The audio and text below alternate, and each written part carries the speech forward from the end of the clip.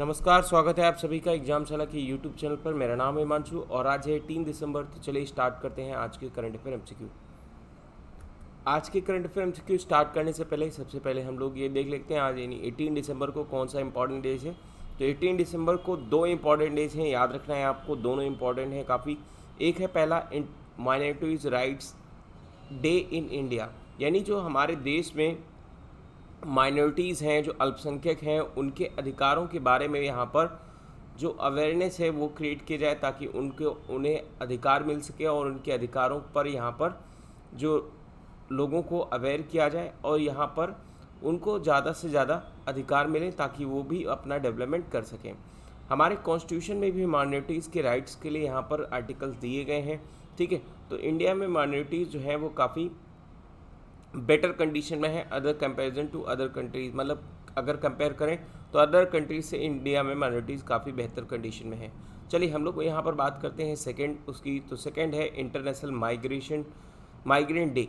International migrant day का मतलब यहाँ पर है कि 18 दिसंबर को ये मनाया जाता है और इसके मेन का मकसद है मनाने का कि हम अवेयरनेस क्रिएट कर सकें protections for migrate and refugees, यानी रिफ्यूजीज़ और माइग्रेंट जो आते हैं उनके बारे में हम प्रोटेक्शन और साथ साथ में उनकी जो रिफ्यूजीज़ हैं उनकी प्रोटेक्शन कर और उन्हें हम लोग यहाँ पर सेफ रख सकें, ठीक है। इस बार का यहाँ पर आपको थीम याद रखना है, 2020 का यहाँ पर इंटरनेशनल माइग्रेंट डे का थीम क्या है, तो री इमेजिंग ह्यूमन मोबिलिटी, ठीक है। ये चीज़ याद रखना है, ये इंपॉर्टेंट है। इसके यहाँ पर ये जो माइनॉरिटीज़ राइट डे हैं वगैरह डे, इन पे आपको यहाँ पर कोई भी थीम इंपॉर्टेंट नहीं है ऐसा, ठीक है। चलिए आगे बात करते हैं क्वेश्चन नंबर फर्स्ट पर। क्वेश्चन नंबर फर्स्ट में आपसे पूछा है कि इंडिया की जो जीडीपी ग्रोथ रेट है वो क्रिसिल्स के द्वारा यहाँ पर बताई गई है कि 2021 में जो इंडिया की प्रोजेक्टेड जीडीपी ग्रोथ रेट है वो क्या रहेगी। तो इसका सही आंसर है -7.7%। जी हाँ, -7.7% रहने वाली है। ये क्रिसिल के द्वारा फाइंड आउट किया गया है। क्रिसिल का मतलब credit rating information of service India limited. ये एक तरीके से यहाँ पर एक एनालिटिकल कंपनी है जो प्रोवाइड करती है rating, research and risk and policy advisory service, ठीक है। और ये एक तरीके से सब्सिडरी है किसके, अमेरिका की एक कंपनी है जिसका नाम है S&P ग्लोबल, यानी स्टैंडर्ड एंड पुअर्स ग्लोबल। यहाँ पर उसकी एक सब्सिडरी है क्रिसिल जो इंडिया में क्रेडिट रेटिंग का काम करती है। मुंबई में इसका हेडक्वार्टर है, ये याद रखना है आपको। चलिए आगे बात करते हैं क्वेश्चन नंबर सेकेंड पर। क्वेश्चन नंबर सेकेंड में आपसे पूछा है कि स्पाइस मनी एक यहाँ पर कंपनी है जिसने भी हाल ही में एक पार्टनर साइन किया है। किसके साथ पार्टनरशिप की है, किस चीज़ के लिए, empower of rural entrepreneurship digitally and financially, ठीक है। तो इसका सही आंसर क्या है, यानी उन्होंने पार्टनरशिप किया है सोनू सूद के साथ। सोनू सूद यहाँ पर आप जानते होंगे कोविड-19 में काफ़ी ज़्यादा लोगों की मदद की थी। तो सोनू सूद यानी उन्होंने पार्टनरशिप की है स्पाइस मनी के साथ। ये क्या करेंगे, टू एम्पावर 1 करोड़ यानी 1 करोड़ परिवारों को, यहाँ पर 1 करोड़ लोगों को जो रूरल एंटरप्रेन्योर्स हैं उनको यहाँ पर एम्पावर करेंगे। कैसे करेंगे, तो यहाँ पर कुछ ऐसे प्रोग्राम चलाए जाएंगे जो रूरल और अर्बन के बीच में कनेक्ट करने का काम करते हैं, मतलब एक ब्रिज का काम करते हैं। जैसे मान लो यहाँ पर कोई कुकीज़ है यहाँ पर रूरल इंडिया में बन रही हैं, तो उसके बाद यानी वो अर्बन इंडिया में काफ़ी फेमस हो सकती हैं। तो ऐसे एंटरप्रेन्योर्स प्रोजेक्ट चलाए जाएंगे जो रूरल और अर्बन के बीच में कनेक्टिविटी का काम करते हैं और इससे जो रूरल एंटरप्रेन्योर्स हैं उनका भी एम्पावरमेंट होगा और उनको भी फाइनेंशियली हेल्प मिलेगी, ठीक है, फाइनेंशियली कैपेबल होंगे। तो इसके लिए स्पाइस मनी क्या कर रहा है, स्पाइस मनी जो भी रूरल एंटरप्रेन्योर्स हैं उनको डिजिटली और फाइनेंशियली, यानी जिनको डिजिटल रूप से यहाँ पर ज़रूरत पड़ेगी या फिर फाइनेंशियली ज़रूरत पड़ेगी, तो उसके लिए यहाँ पर स्पाइस मनी ये प्रोग्राम चला रहा है। चलिए आगे बात करते हैं क्वेश्चन नंबर 3 पर। क्वेश्चन नंबर 3 में आपसे पूछा है कि किस बैंक ने अभी हाल ही में लॉन्च किया है FX4U for help their users to handle the forex transaction on internet banking, यानी जो इंटरनेट बैंकिंग में यहाँ पर फॉरेक्स ट्रांजेक्शन करते हैं उनके लिए अभी हाल ही में जो FX4U हेल्प लॉन्च किया है केनरा बैंक ने, है ना, टुगेदर वी कैन, ठीक है। तो यहाँ पर आप देखोगे FX4U enabling internet banking users to handle the forex transaction. तो यहाँ पर जैसे RBI है, RBI बैंकों का बैंक है, तो बैंकों के नीचे यहाँ पर जितने भी बैंक हैं वो यहाँ पर फॉरेक्स ट्रांजेक्शन कर सकती हैं ठीक है, यानी डॉलर से रुपए, रुपए से डॉलर या फिर किसी अदर करेंसी में भी एक्सचेंज करने का काम कर सकती हैं और ये इंटरनेट से भी अब अवेलेबल हो जाता है। ठीक है, चलिए आगे बात करते हैं क्वेश्चन नंबर 4 पर। क्वेश्चन नंबर 4 में आपसे पूछा है कि क्लास प्लस प्लेटफॉर्म है, उसका ब्रांड एम्बेसडर अभी हाल ही में किसको बनाया गया है? तो इसका सही आंसर है सौरभ गांगुली इसके ब्रांड एम्बेसडर बने हैं। और सौरभ गांगुली ने अभी हाल ही में आप देखोगे जो एक लीजेंड क्रिकेट टीम के वहाँ पर कप्तान भी रहे, मतलब आप देखोगे इंडियन टीम के कप्तान भी रहे, है ना। और वो उन्हें अभी हाल ही में ब्रांड एम्बेसडर बनाया गया है क्लास प्लस प्लेटफॉर्म का। क्लास प्लस प्लेटफॉर्म क्या है? ये एक तरीके से प्लेटफॉर्म है जहाँ पर आप क्या कर सकते हैं, जितने भी एजुकेशनल इंस्टीट्यूट हैं उनको ऑनलाइन लाने का एक प्लेटफॉर्म है, जिसको हम लोग क्या बोलते हैं, क्लास प्लस प्लेटफॉर्म बोलते हैं। चलिए आगे बात करते हैं क्वेश्चन नंबर 5 पर। क्वेश्चन नंबर 5 पे आपसे पूछा है कि ओला ने एंटरिंग किया, ओला ने एग्रीमेंट किया है किस स्टेट गवर्नमेंट के साथ कि हम वहाँ पर सेटअप करेंगे पहला इलेक्ट्रिक स्कूटर फैक्ट्री। ठीक है, तो इसका सही आंसर क्या है? इसका सही आंसर है तमिलनाडु। तमिलनाडु सरकार के साथ अभी ओला कंपनी ने यहाँ पर साइन अप किया है कि हम 2400 करोड़ रुपए का इन्वेस्टमेंट करेंगे, जिससे हम लोग यहाँ पर इलेक्ट्रिक फैक्ट्री लगाएंगे। इलेक्ट्रिक फैक्ट्री का मतलब यहाँ पर ऐसा होगा कि एक पावर स्टेशन होंगे जहाँ पर ओला के स्कूटर्स, जो ओला की व्हीकल्स हैं वो आके यहाँ पर इलेक्ट्रिक एक चार्ज ले पाएंगे। ठीक है, तो इस तरीके से ओला यहाँ पर स्कूटर फैक्ट्री से लगाएगी। चलिए आगे बात करते हैं क्वेश्चन नंबर 6 पर। क्वेश्चन नंबर 6 में आपसे पूछा है कि किस स्टेट की मिनिस्ट्री ने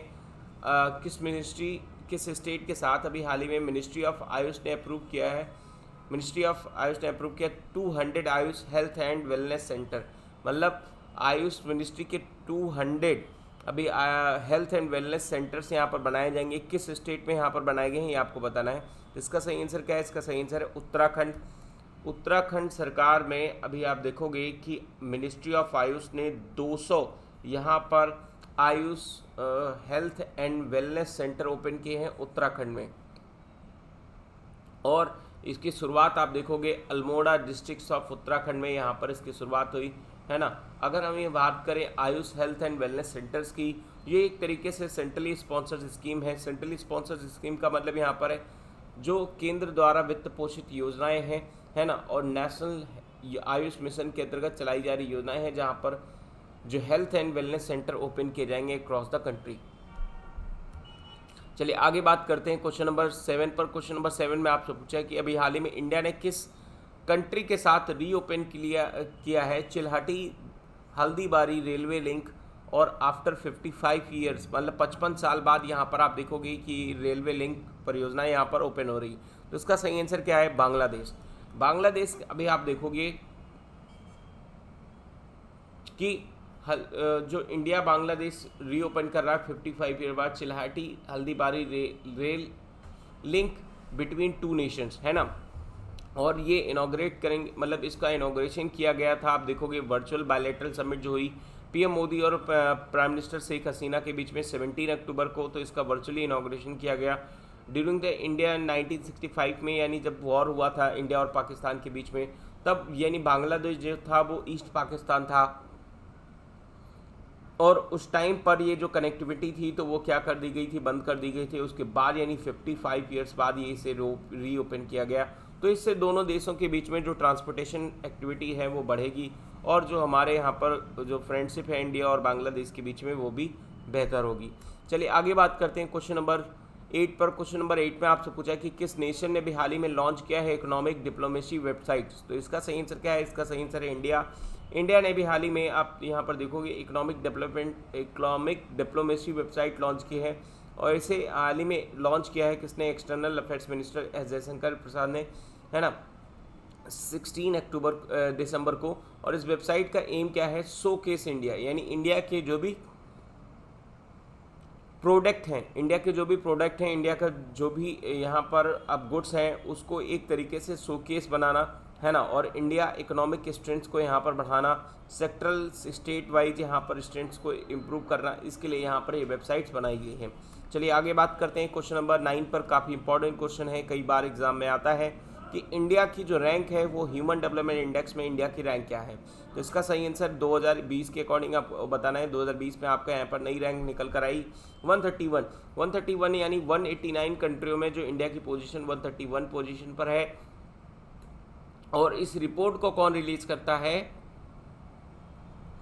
ये भी इंपॉर्टेंट है। इस रिपोर्ट को रिलीज करने वाला यूएनडीपी यानी यूनाइटेड नेशन डेवलपमेंट प्रोग्राम, जिसने भी हाल ही में रिलीज करके बताया कि इंडिया की जो पोजीशन है 131 पोजीशन है। और यहाँ पर आप देखोगे कि इसमें जो सबसे टॉप पोजीशन पर है वो कौन है, नॉर्वे है ना। सबसे लास्ट पोजीशन पर आपका सोमालिया। तो हमारे जो पड़ोसी मुल्क हैं वो उनमें भी हमारा ह्यूमन डेवलपमेंट इंडेक्स काफ़ी बेहतर है, इंडिया से बेहतर है, जैसे बांग्लादेश वगैरह हो गए। तो यहाँ पर भी जो कंडीशन है वो काफ़ी बेहतर है। अब इसमें जो इंडेक्स है इसमें मेजर क्या किया जाता है, मेजर किया जाता है हमारा हेल्थ, स्टैंडर्ड ऑफ लिविंग और एजुकेशन। तीन चीज़ों को यहाँ पर मेजर किया जाता है। हेल्थ के अकॉर्डिंग हम लाइफ एक्सपेक्टेंसी निकालते हैं, स्टैंडर्ड ऑफ लिविंग यानी आपका यहाँ पर जो हमारी इनकम है, और एजुकेशन हमारी लिटरेसी के अकॉर्डिंग यहाँ पर निकालते हैं, इसके पैरामीटर्स के अकॉर्डिंग। ठीक है, तो ये चीज़ हमारे यहाँ पर याद रखना है कि ह्यूमन डेवलपमेंट इंडेक्स में इंडिया की क्या पोजीशन है। चलिए आगे बात करते हैं क्वेश्चन नंबर 10 पर। क्वेश्चन नंबर 10 में आपसे पूछा कि हाल ही में किसने अनाउंस किया है 2020 young champions of earth Indian entrepreneurs among the 7 winners, यानी तो इसका सही आंसर क्या है, UNEP United Nations environment programs. यहाँ पर इन्होंने भी हाल ही में बताया है कि 7 young engineers, scientist, activist, entrepreneurs overall the world यहाँ पर सेलेक्ट किए गए हैं। किसके लिए, अर्थ 2020 के लिए। ये विनर्स में आप यहाँ पर देखोगे इंक्लूड्स द विद्युत मोहन, ये इंडिया के हैं, 29 ईयर्स के ओल्ड एंटरप्रेन्योर्स हैं इंडिया से, और को फाउंडर ऑफ द टकाचार। ठीक है, enterprise enable the farmers preventing the open burning and waste farmer यानी रेसिड्यूज। तो यहाँ पर जो अर्थ है उसको यहाँ पर बचाने के लिए, और यहाँ पर जो इन्वायरमेंट है सस्टेनेबल, हमारे तरीके से सस्टेनेबल इन्वायरमेंट बनाने के लिए 7 यंग चैंपियंस को चुना गया है अक्रॉस द वर्ल्ड, जिसमें इंडिया के भी विद्युत मोहन का नाम है। ये चीज़ याद रखना है आपको। तो आज के डिस्कशन में इतना ही। Thank you for watching. Video पसंद आया हो तो लाइक करिए, चैनल को सब्सक्राइब करिए और अपने दोस्तों के साथ शेयर करिए।